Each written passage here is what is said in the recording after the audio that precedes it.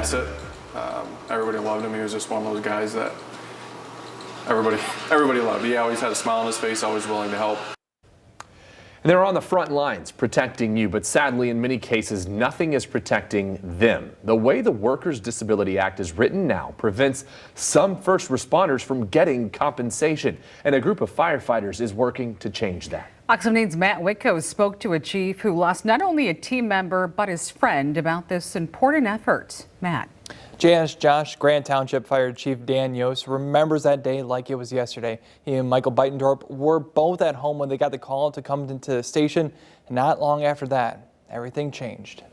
And I heard all the traffic as that started to come in, and it'll definitely stick in my mind for the rest of my career. Grant Township firefighter Michael Beitendorp was heading out to a call regarding a camper fire in November 2020. And then this is Mike's shadow box. Like I said, he died in the line of duty. While en route to the scene, the 40-year-old suffered a heart attack while driving his fire truck. He's something that he always wanted to do. I remember that from his application. He put on there he always wanted to be a firefighter, and he was finally at a point in his life that he could. Beitendorp, like the now 20 other Grant Township firefighters, was paid on call. They go through the same training, the same intense rescues, and the same stress as other firefighters.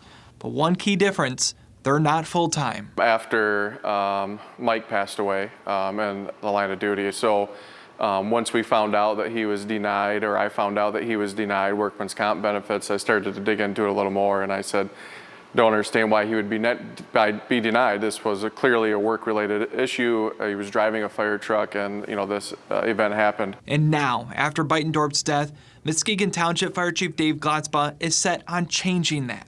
Senate Bill 244 has been introduced to help provide some equity between paid on-call part-time and full-time firefighters and police officers. This bill would amend the Workers' Disability Compensation Act of 1969, allowing paid on-call part-time firefighters and law enforcement possible coverage for cardiac and respiratory illnesses that happen while on the job.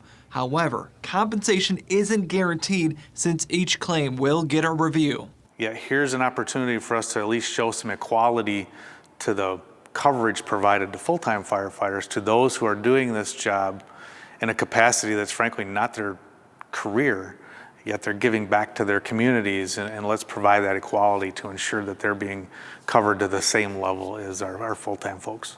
We can't change anything for Mike, but we're really hoping that future firefighters, especially in the volunteer paid on call service, and not just firefighters, EMS and law enforcement as well, that it's going to benefit them, and their families. This Senate bill was introduced earlier this year. There's a hearing scheduled for tomorrow to further talk about how this bill could benefit nearly 75% of firefighters in our state. In studio, I'm Matt Whitko, Fox 17 News.